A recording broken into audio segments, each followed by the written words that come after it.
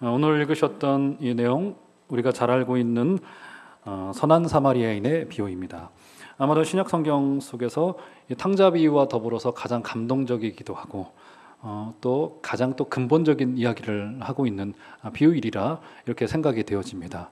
내용 자체가 굉장히 감동적이죠. 강도 만난 사람이 있었습니다. 예루살렘에서 여리고로 가다가. 그런데 그 소위 고위층들은 그냥 지나갔는데 이름 없고 멸시당하던 사마리아인이 등장하여서 그 사람을 구원해 주었더라. 가서 너도 이와 같이 하면 좋겠다. 이런 감동적인 이야기가 여기에 그려지고 있습니다. 그래서 제자도를 이야기할 때마다 제자도라고 하는 것이 좀 어렵게 들리지만 그렇게 어려운 이야기는 아닙니다. 우리가 성도로서 어떻게 살아가야 될 것인가 그 이야기 하자는 거예요.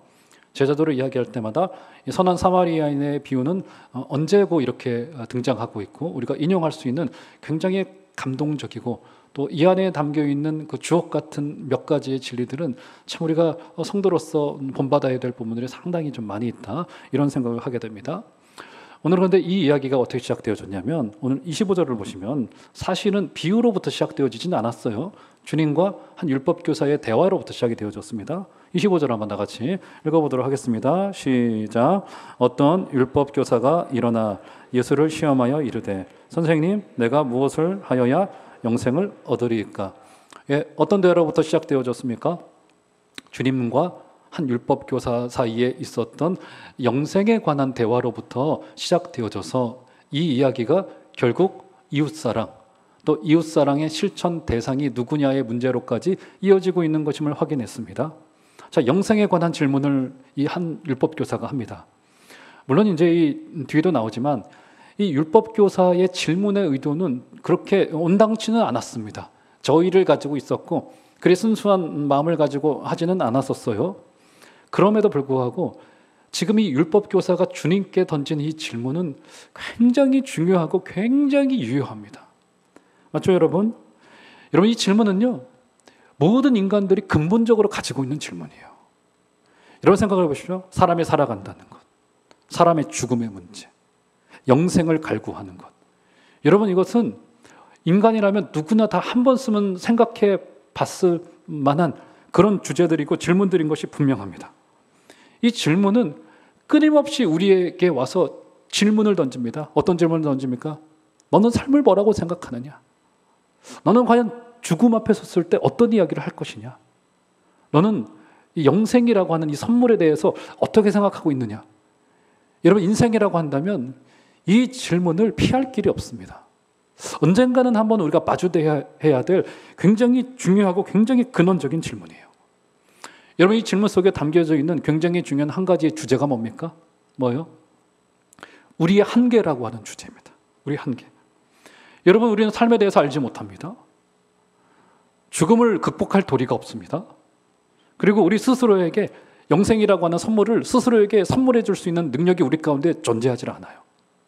그래서 이 율법교사가 어떤 의도와 저의를 가지고 주님께 이 질문을 던졌을런지는 모르겠습니다만 이 질문의 내용은 상당히 지금도 유효하고 지금도 우리가 여전히 던지고 있는 질문들이에요. 우리의 한계이기 때문에. 자, 그런데 우리는 어떻게 해요? 이것에 대해서 해결책이 없습니다. 그러다 보니 어떻게 됩니까? 심리적으로 불안이 찾아오기 시작합니다. 이 문제 앞에서.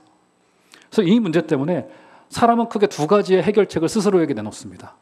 첫 번째는 뭐냐면 이 질문 앞에서 피합니다. 이 질문을 마주대하지 않아요. 이 질문을 회피합니다. 피하고 말아요. 그렇죠? 첫 번째 인간이 하고 있는 방식들입니다. 두 번째는 뭐냐면 자, 그렇기 때문에 이 회피하기 위해서 대체제를 찾습니다. 대체제. 이 질문을 잊을 만한 굉장히 강력한, 죄송한 표현이지만 마약성 강한 그 약물과도 같이 마치 이 영생이라고 하는 질문, 이 삶이라고 하는 질문, 죽음이라고 하는 이 문제에 대한 회피를 위해서 대체제를 찾습니다.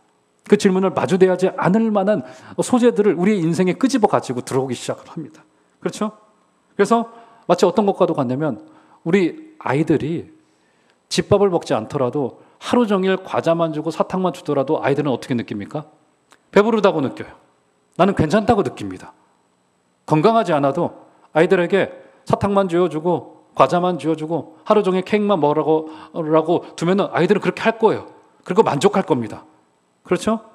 그들은 배부르다고 느낄 겁니다. 칼로리가 쌓이고 있기 때문에. 그것처럼 뭔가 대체제를 우리의 인생에 가지고 들어옴으로써 영생의 문제, 죽음의 문제, 삶의 문제에 대해서 생각하지 않거나 아니면 그 대체제로 우리의 인생을 피하여 가고 있는 경우들이 상당히 많이 있습니다. 자, 오늘 본문도 보세요. 자, 25절 다시 한번 가보시면, 자, 율법학자가 예수님께 던진 이 질문 자체 안에 이미 그 의도가 들어가져 있습니다. 보세요. 예수를 시험하여 이르되, 선생님, 내가 무엇을 하여야 영생을 얻으리이까? 이 사람의 질문을 잘 보세요. 정말 주님을 그 메시아로 그리스도로 이 사람이 알았다면 어떻게 질문하면 옳겠습니까? 주님, 제게 영생이라는 선물을 좀 주세요. 이렇게 하면 옳은 질문이지 않겠습니까? 제가 영생을 주님께서 저에게 좀 주시렵니까? 뭐 이 정도의 질문도 좀 괜찮지 않겠습니까? 그런데 이 질문 속에 담겨져 있는 게 뭡니까? 주님, 선생님, 내가 무엇을 하여야 영생을 얻을 수 있겠습니까? 여러분, 영생에 관해서도 우리의 행위의 차원에서, 그러니까 이 사람도 뭔가 대체제를 찾고 있었던 것만 같아요. 대체제를. 이 근본적인 질문 앞에 서기 싫고 피하고 싶고, 나는 지금이 좋고, 나는 당장 눈앞에 닥친 나의 현실 앞에 이것을 얻으면 행복해질 것 같고, 이런 대체제들이 내 안에 있으면서 내가 그러면 무엇을 하여야 영생을 얻으리까? 이것은 영생에 관한 질문을 그가 유효하게 던진 것은 맞지만 사실은 그의 접근 방식은 상당히 잘못되었다, 이렇게 볼 수 있는 겁니다. 그렇죠? 고작 인간이 내놓은 질문이고 해답이라고 하는 것이 무엇을 하여야 영생을 얻을 수 있겠습니까? 라고 하는, 인간이 고작 내놓은 해답이라고 하는 것이 바로 이것이라. 무엇을 해야지만 될 것 같아요. 무엇인가를 갈망하고 갈구합니다. 그래서 현대에서 그 모습은요, 가장 적극적으로는 소위 그 소비의 형태로 등장하는 경우들이 상당히 많습니다. 제가 얼마 전에 신문 기사를 보니까 지금 코로나19가 맞춰지고 나서는 지금 경제학자들이 어떻게 예상을 하고 있냐면, 아마 여기서 이제 사업을 하시는 분들에게는 혹시 이게 희소식일런지도 모르겠습니다. 뭐냐면 이제 소위 그 보복성 소비가 등장한다고 해요. 보상적 소비. 그게 뭐냐면 지난 1년 반, 2년 가까이 코로나19로 인해서 우리가 어디 가지도 못하고 해외여행도 갔었고, 국내 여행, 뭐 친구들을 만나서 식당에 가서 뭐 밥을 먹고, 뭐 세상 사람들 술을 마시고 진탕 놀고, 뭐 이런 것들을 이제 많은 사람들이 못하지 않았었습니까? 그러다 보니까 코로나19로 백신이 상용화되어지고 내년쯤 되면서부터는 이제 어떻게 되어지냐면 내년에 경기가 우리나라가 반짝 좋아질 거라고 하는 그런 예상들이 있더라고요. 그게 뭐냐면 지금까지 심리적으로 꽉 눌려온 이게 소비하고 싶은데, 이게 뭔가 나를 위해서 뭔가를 좀 이렇게 좀 채워주고 싶은데 이거를 이제 1년 반 동안 못했단 말이죠. 이제 이것을 이제 마치 보복적으로 하듯이, 보상적으로 하듯이 이제 과도한 소비가 이어질 거라고 하는 경제학자들의 추측이 있더라고요. 그게 맞을런지 틀린런지는 모르겠습니다만 인간 안에 감추어져 있는 소비적인 본능을 잘 꿰뚫은 것은 맞다고 생각되었습니다. 뭡니까? 소비주의가 왜 문제예요, 여러분? 이게 강력한 영생이라고 하는 질문 앞에 서지 못하게 하는 강력한 도구인데, 여러분, 소비주의가 왜 문제가 되어집니까? 여러분, 기독교 세계관에서는 지속적으로 이 소비의 문제에 대한 굉장히 근원적인 문제점들을 지적을 하고 있습니다. 소비가 왜 문제입니까? 나는 필요한 것을 사겠다는데, 나는 내 만족을 위해서 소위 요즘 젊은 사람들의 표현 그대로 소확행이라고 하는 거 아시죠? 소확행. 소소하고 확실한 행복이라고 해서 나를 위해서 뭔가를 투자하고, 그렇죠? 이런 것들을 인생의 중심이요 근원에 둔단 말이죠. 근데 이게 왜 문제입니까, 여러분? 소비가 왜 문제예요? 어떤 분의 표현을 그대로 가지고 오자면 그렇게 말합니다. 이 소비라고 하는 것은 근본적으로 나의 소유와 쾌락을 그 중심에 둔다는 겁니다. 그래서 뭘 못 보냐면, 내가 차지하고 즐기면서 성경이 말하고 있는 사랑하고 베풀라는 것에는 관심을 두지 못하고 그것을 중요한 것으로 보지 못한다는 데 있습니다. 그래서 소비, 더 나아가서 소비주의라고 하는 것은 굉장히 반기독교적인 개념이라고 경고장을 날리고 있더라고요. 소비주의는 기독교의 핵심 가치와 정면으로 배치되어지고 있는 굉장히 무선적일 수 있습니다. 근데 이게 뭡니까? 이게 일종의 대체제예요. 근본적인 질문을 피하고 싶어서 우리도 모르게 거기에 몰입하게 되어지고 거기에 탐닉하게 되어지고 그것이 우리의 만족이 되어지고 하는 경우들이 상당히 많은 것을 보게 되어지죠. 자, 주님의 대답을 한번 보실까요? 그러면 자, 26절 가보시면 26절은 중요하니까 한번 나같이 한번 큰 소리로 읽어보도록 하겠습니다. 시작. 예수께서 이르시되 율법에 무엇이라 기록되었으며 내가 어떻게 읽느냐. 주님은 이 근본적인 질문을 던지고 있는 이 율법학자 앞에 어떤 답을 주십니까? 결국 말씀이에요. 말씀.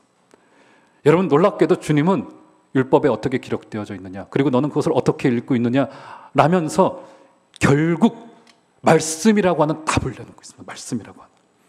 여러분 영생은 오로지 계시된 성경에만 기록되어져 있습니다. 결국 말씀입니다. 여러분 한 인생에 살기 위해서는 결국 이 말씀에 붙들리지 않으면 안 됩니다. 여러분 말씀이 굉장히 중요해요. 제가 지난 주간에 금요기도회 때는 잠시 이제 슬쩍 말씀을 드렸었는데 어떤 목사님의 설교를 듣다가 참 그렇구나 네, 그런 생각을 하는 걸 좀 들었습니다. 결국 이 말씀 묵상이 굉장히 중요한데 여러분 우리가 하나님의 그 말씀을 그냥 두어서는 안 됩니다. 요즘같이 이렇게 시끄럽고 정말 좋은 것이 너무나도 많은 시대 때는 우리 편에서의 이 결심이 필요한데 그 목사님은 그것을 두 가지로 보더라고요. 두 가지로. 첫 번째가 뭐냐면 금요일 때 말씀드렸죠. 들으신 분 아실 거예요. 첫 번째는 차단입니다. 블록을 해야 된다. 차단을 해야 돼. 왜 차단을 해야 됩니까? 이 땅에 너무 시끄럽고 너무나도 좋은 곳이 너무나도 많아요. 뭘 차단해요? 나쁜 것들은 물론 차단해야 되겠죠. 비윤리적인 것들, 나쁜 것들, 그렇죠? 이런 것들을 전부 다 차단을 해야 됩니다. 그런데 나쁜 것들을 차단해야 된다는 이야기는 너무 뻔해요. 너무나도 당연한 이야기입니다.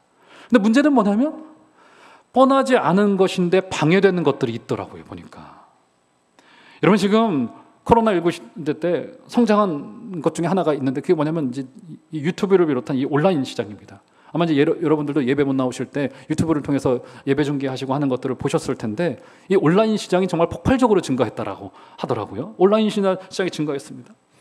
저 같은 경우도 집에 이제 텔레비전이 이제 없습니다. 오랫동안 이제 없어 왔어요. 그러다 보니까 저도 이제 정보나 뉴스나 이런 것들을 주로 이제 유튜브나 뭡니까 이제 포털을 통해서 이제 뉴스를 듣곤 하는데 여러분 그거 보다 보면은요 너무너무 재밌는 게 너무너무 많아요. 여러분 그거 하십니까? 제가 한 가지 소개해드릴게요. 보신 분들이 계실 텐데 5분 순삭이라는 게 있습니다. 5분 순삭. 이게 뭐냐면 보다 보면 5분이 순식간에 지나간다 뭐 이런 뜻이 5분 순삭. 그게 뭐냐면 1시간짜리 드라마를 5분에 요약을 해놓습니다. 얼마나 좋아요. 기가 막히게 편집을 해놓습니다. 그러면 2시간, 1시간 그 영화를 5분 동안에 다 본 것처럼 느껴질 정도로 굉장히 재밌습니다. 그것뿐입니까? 영화 요약 3시간짜리 영화를 10분에 딱 요약을 해놓고 코멘터리까지 딱 달아가지고 들으면 얼마나 재밌는지 모릅니다. 5분 순삭, 영화 요약, 다큐멘터리 요약, 뉴스 또 게다가 또 좀 있으면 우리 대통령 선거잖아요. 그러면 뉴스 보고 있으면 얼마나 재밌는 뉴스들이 개그 콘서트가 왜 없었는지를 알 정도로 재밌는 이야기들이 주르르르 이어지고 있단 말이죠. 문제가 뭐예요? 그거 보고 있으면 2시간, 3시간 금방 가더라고요.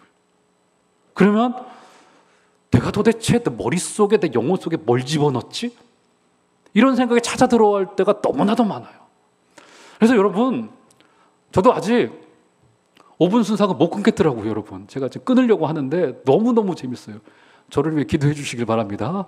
예능 프로그램 그 지나간 예능 프로그램 보고 앉아있노라면 너무너무 재밌어요. 그래서 제 스스로에게는 그래 내가 텔레비전도 없고 맨날 설교 준비하고 신방하는데 이 정도는 봐도 되겠지 하는데 또 그것만은 아니에요. 보다 보면은 그건 좀 아닌 것 같아요. 그래서 제가 실없이 웃는 예능 프로그램 좀 그만 좋아할 수 있도록 여러분 좀 저를 위해서 기도해 주시길 부탁을 드리겠습니다. 너무너무 재밌어요. 너무너무. 근데 문제는 2시간, 3시간 금방 지나가 버리고 만단 말이죠. 그럼 문제가 뭐냐면 저를 봤을 때 문제가 뭐냐면 제가 설교를 준비하려면 여러분 독서를 해야 될 거 아니겠습니까? 근데 제가 주로 하는 독서가 이제 주석책이기 때문에 그냥 보통 수필집처럼 시집처럼 이렇게 슬슬 이렇게 읽혀지지가 않아요.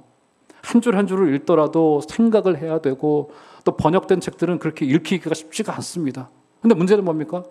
화면에 음악을 틀어놓고 드라마 하나 띄워놓고 귀에 이어폰을 꽂고 그리고는 책을 읽는다고 읽는데 머리는 멍한 상태에서 읽고 있단 말이죠. 읽은 것도 아니고 안 읽은 것도 아니고 되지가 않더라고요. 제가 보니까 되지가 않아요. 차단해야 됩니다. 절대로 주무시기 전에, 너무 죄송한 표현이지만 시달데기 없이 드라마에서 남녀 주인공들이 나와가지고 시답지 않은 이야기 주고받는 거 우리의 귀에 넣을 필요 없는 거잖아요. 그렇지 않겠습니까, 여러분? 사랑하는 여러분, 다 보지 마시라고 말씀드리고 싶지는 않고요. 적절하게 우리의 영혼에 해가 되어진다면 여러분들이 다 아실 거예요. 이게 지금 나에게 뭔가 마이너스가 되고 있는지 플러스가 되고 있는지는 여러분들이 아실 겁니다. 적절하게 차단하시는 은혜가 있기를 주의 이름으로 축원합니다. 아멘 하셨어요? 안 하신 분도 계신데. 차단. 그런 다음에 뭘 해야 되냐면, 차단을 했다면 여러분 깊이 몰입해야 됩니다. 하나님의 말씀에 그저 피상적으로 말씀을 읽어가는 게 아니에요. 이것을 어떤 분의 표현에 의하면 말씀에 몰입한다고 이야기를 하더라고요. 말씀에 몰입한다고 이야기를 해요. 제가 한 군데 성경을 읽어드릴게요. 히브리서 3장 1절을 보시면 여러분 외우신 분들 계실 거예요. 제가 읽어드릴게요. 그러므로 함께 하늘의 부르심을 받은 거룩한 형제들아, 우리가 믿는 도리의 사도이시며 대제사장이신 예수를 어떻게 생각하라고요? 깊이 생각하라. 깊이 생각하라. 우리가 믿는 도리의 사도이시며 대제사장이신 예수를 어떻게 생각하라고요? 깊이 생각하라. 하나님의 말씀에 여러분 몰입되어져야 됩니다. 몰입. 여러분, 우리가 옛날 어르신들 기도하시던 것처럼 교회 앞마당만 밟고 돌아가면 안 될 거 아니겠습니까? 심지어 이 땅에서도 저 대동강변에 우리의 믿음의 선배들은 자신들의 피를 뿌려가면서 지켰던 것이 우리 신앙이라고 이야기하고 있는데, 그렇지 않겠습니까? 그분들은 인생이 변화돼 죽음의 자리까지 가면서까지 그들의 인생이 변화되어졌는데 우리라고요. 왜? 분명히 하나님의 말씀을 우리를 변화시키게 되어져 있습니다. 근데 그게 언제 가능합니까? 말씀에 몰입할 때. 말씀에 몰입할 때.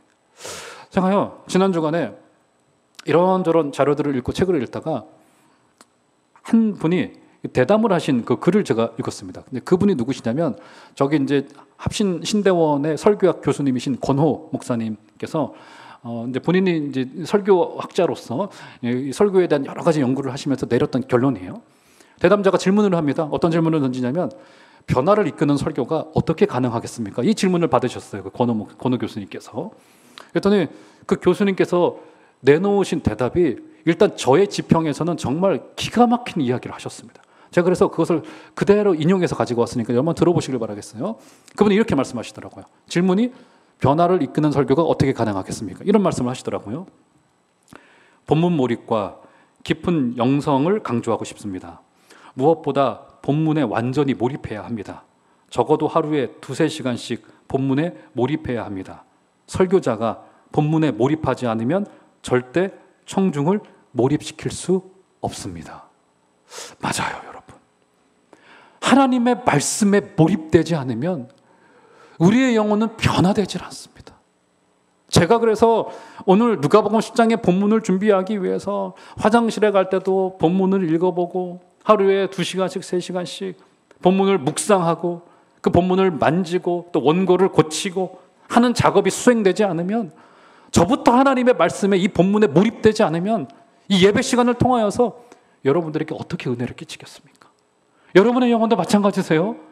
사랑하는 여러분, 하나님의 말씀에 깊이 있게 몰입하여 들어갈 때에만 비로소 이 영생이라고 하는 주제, 삶이라고 하는 문제, 죽음이라고 하는 장벽 앞에 우리가 바로 설 수 있게 될 거예요. 사랑하는 여러분, 이번 한 주간도 하나님의 말씀과 피하지 마시고 만나시는 은혜가 있기를 주 이름으로 축원합니다. 자, 그러자 율법 교사가 어떻게 대답을 했습니까? 주님의 그 질문에 대해서. 예, 하나님 사랑과 이웃 사랑입니다. 잘 대답을 했습니다. 그렇죠? 그러니까 주님께서도 그래, 잘 대답하였다. 네가 잘 행하라. 이렇게 주님께서 또 답을 주시자 그가 질문을 한 가지 더 얹어서 덮습니다. 자, 29절로 가보시면 이렇게 그가 질문을 던져요. 그 사람이 자기를 옳게 보이려고 아마 이 사람의 저희가 옳지 못했던 것인 것 같습니다. 그 사람의 동기가 좋지를 못했어요.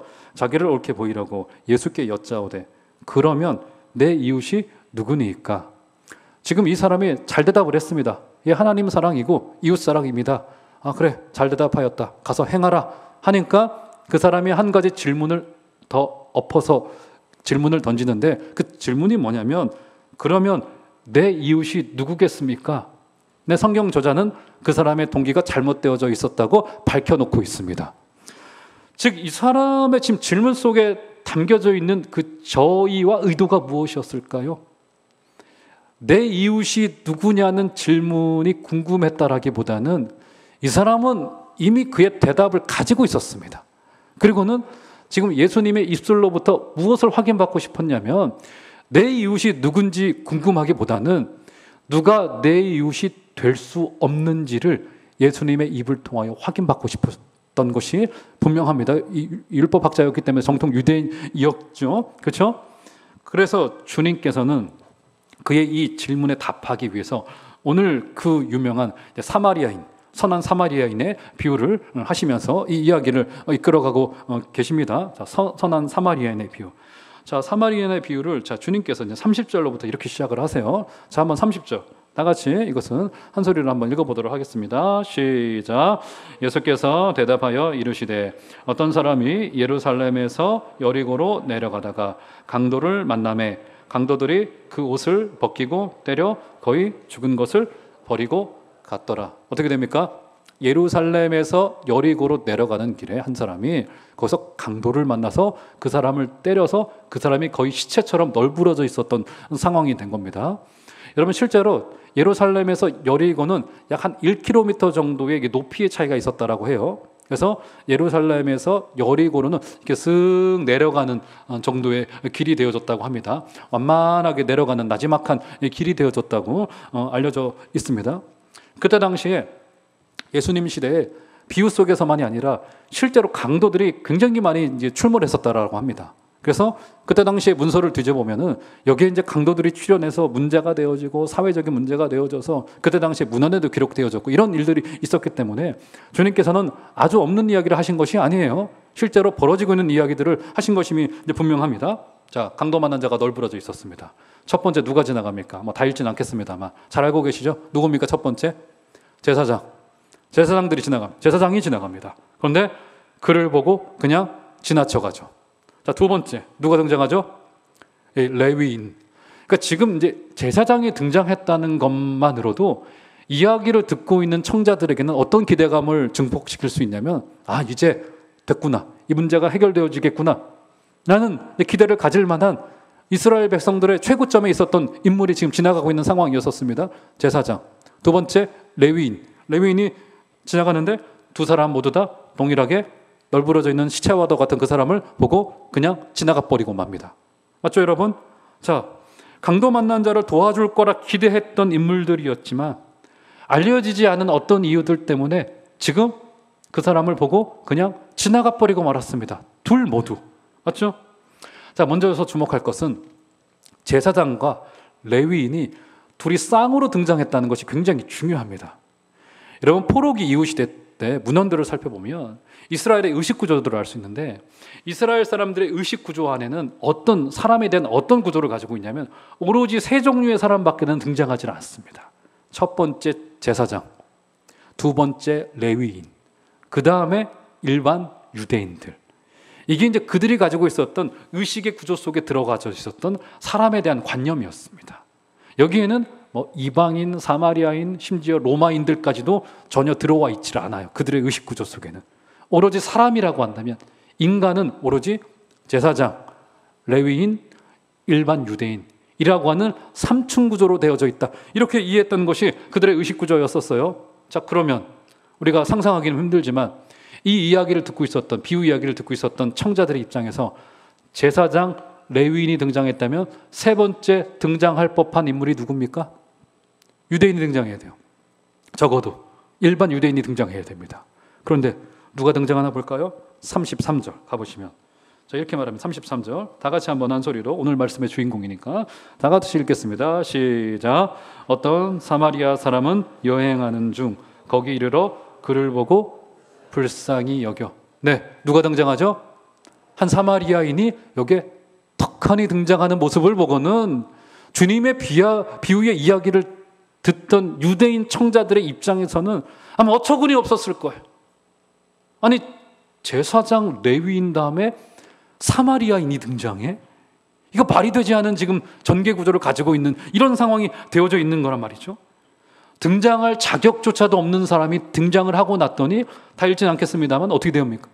그 사람을 치료해주고 먹을 것을 주고 숙소를 마련해주고 돈을 미리 지불하고 이런 일들을 하고 있는 것을 볼 수 있죠. 그러면서 주님께서 이야기의 끝에 이런 질문을 곁들인 답을 주십니다. 36절 다 같이 한번 한 소리로 읽어보도록 하겠습니다. 시작. 내 생각에는 이 세 사람 중에 누가 강도 만난 자의 이웃이 되겠느냐. 이 질문을 던지고는 주님은 비유의 이야기를 마칩니다. 여러분, 이 질문이 왜 중요합니까? 자, 29절에 자, 아까 이 율법교사가 던졌던 질문과 비교해 보세요. 예수께 여짜오되 그러면 내 이웃이 누구겠습니까? 질문 던졌죠? 자, 36절 예수님은 어떻게 그것에 대한 답을 질문으로 주십니까? 내 생각에는 이 세 사람 중에 누가 강도 만난 자의 이웃이 되겠느냐. 여러분, 지금 어마어마한 발상의 전환이에요. 지금 이 율법학자는 이웃의 정의를 누구를 기준으로요? 나를 기준점으로. 내 이웃이 누가 되겠습니까? 나를 기준으로 이웃을 정의하고 있습니다. 맞죠, 여러분? 근데 주님은 이웃의 정의를 어떻게 주고 있습니까? 이 세 사람 중에 누구의 이웃이요?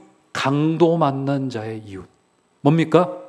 결국 이웃이라고 하는 정의는 나를 기준으로 한 정의가 아니라 강도 만난 자에게 누가 이웃이 되어줄 수 있겠느냐 라면서 강도 만난 사람의 이웃 사람이 누구겠느냐? 바로 선한 사마리아인이었죠. 발상의 전환을 주고 있는 거라고 했죠.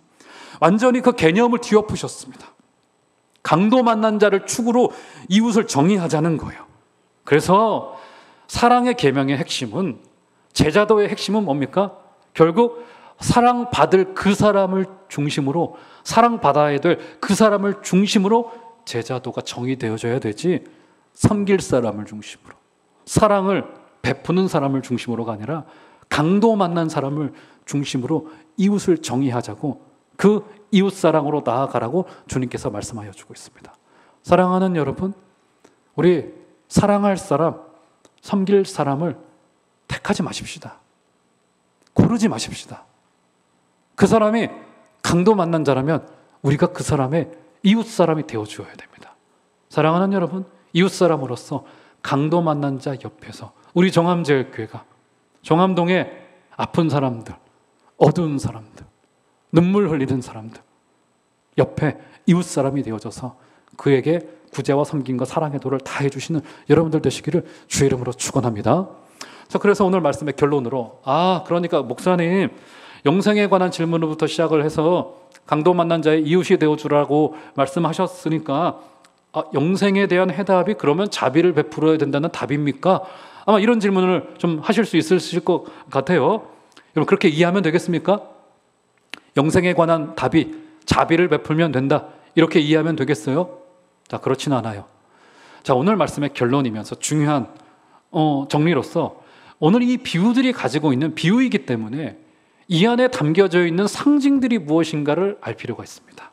먼저 강도 만난 자, 누구를 지칭하고 있는 걸까요? 누구를 지칭하고 있는 거죠? 죄인을 상징하죠.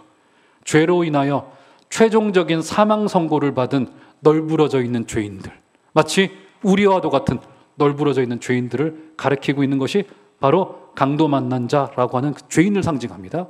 맞죠? 자, 그러면 율법교사, 제사장, 레위인, 무엇을 상징할까요? 율법이 그 죄인을 구원해내지 못한다는, 세상의 율법이, 여러분, 우리의 소비가, 우리의 소유가 전혀 하등 도움되지 않습니다. 회피하거나 대체제이거나 둘 중에 하나예요. 그저 잊게 만드는 마약 성분일 뿐입니다. 그렇죠? 제사장도 레위인도 율법교사도 여기에 대한 해소책이 되지 못합니다. 맞죠, 여러분? 자, 그런데 세 번째, 누가 등장합니까? 선한 사마리아인. 이방인이에요. 유대인들에게 멸시받았던 사람입니다. 이 선한 사마리아인이 과연 누구를 상징하는 것일까? 그렇죠? 자, 그의 행적을 몇 가지만 살펴보면 오늘 말씀의 결론으로 우리가 알 수 있습니다. 자, 33절 가보시면 첫 번째 행적 등장합니다. 33절. 어떤 사마리아 사람은 여행하는 중 거기 이르러 그를 보고 불쌍히 여겨. 그가 처음에 강도 만난 자를 보이고 했던 첫 번째 행동이 뭡니까? 그를 보고 불쌍히 여겼다. 여러분 기억나시나요? 사복음서에서 불쌍히 여겼다는 이 표현은 여러분 나중에 한번 찾아보세요. 누가복음 1장 78절을 보시면 나중에 찾아보세요. 성부 하나님이 성자 아들 예수 그리스도를 보낼 때 이 땅을 불쌍히 여기셔서 보내셨다고 기록해 놓고 있습니다. 같은 표현이고요. 그리고 이 표현은 독자 잃은 과부를 만났을 때 우리 예수님께서 불쌍히 여기셔서 그 독자를 살려주셨어요. 그렇죠? 그러니까 여기서 불쌍히 여겼다라고 하는 표현은 전적으로 우리 하나님 편에서의 행위를 말하는 겁니다. 그런데 그것을 우리 주님께서 비유를 말씀하실 때 의도적으로 선한 사마리아인의 행위로 가지고 오고 있다. 이것을 알 수 있고요. 첫 번째 행적이고요. 두 번째 34절. 그의 구제 행위를 한번 볼까요? 34절. 가까이 가서 기름과 포도주를 그 상처에 붓고 싸매고 자기 짐승에 태워 주막으로 데리고 가서 돌보아 주니라. 그렇죠? 어떻게 합니까? 그 사람을 기름을 부르고 붓고 포도주를 상처에 붓고 싸매고 짐승에 태워 주막으로 데리고 가서 돌봐주고요. 거기서 더 나가서 35절 보세요. 그 이튿날 그가 주막 주인에게 데나리온 2를 내어주며 아무래도 밤을 샜던 것만 같아요. 돈을 2데나리온을 쥐어줍니다. 이 사람을 잘 먹여주십시오. 부탁을 하고요. 이 사람을 돌보아 주라. 비용이 더 들면 내가 돌아올 때 갚으리라 하였으니. 어떻게 됩니까? 돈을 쥐어주고는 부족하면 내가 나중에 와서 더 돈을 갚아주겠다라고 이렇게 지금 하고 있습니다. 여러분 어떻게 느껴지십니까? 이거 좀 과하잖아요. 지금 어떤 분의 책을 찾아보니까 그래서 지금 이를 두고는 이 지금 선한 사마리아인이 도덕적 책무의 모범을 보였다기보다는 과도한 행위를 했다고 주석가가 표현해 놓고 있더라고요. 정확히 맞습니다. 지금 과한 구제이죠. 자, 이 두 가지를 종합하여 볼 때 지금 무엇을 상징하고 있는 겁니까? 선한 사마리아인이 누구를 말하고 있는 거예요? 그는 불쌍히 여겼고요. 과도한 사랑을 보여주고 있습니다. 분에 넘치는 사랑을 보여주고 있는 거라고요. 결국 이 선한 사마리아인은 바로 우리 대신 오신, 죄인을 위하여 오신, 전혀 사랑받지 못할 자격인 우리들에게 과도한 사랑을 보여주신 바로 아들 예수 그리스도를 우리가 보여주고 있는 거라고요. 결국 제자도 예수님을 따라가는 행위 어디에 있는 겁니까? 우리의 소유의 넉넉함에요? 그렇지 않더라고요. 우리의 멋들어진 교육이 있습니까? 그러지 않더라고요. 서울대 나온 사람들 감옥에 많이 가시더라고요. 요즘 보니까. 어디에 있겠습니까? 우리의 자원에 있겠습니까? 그렇지 않아요.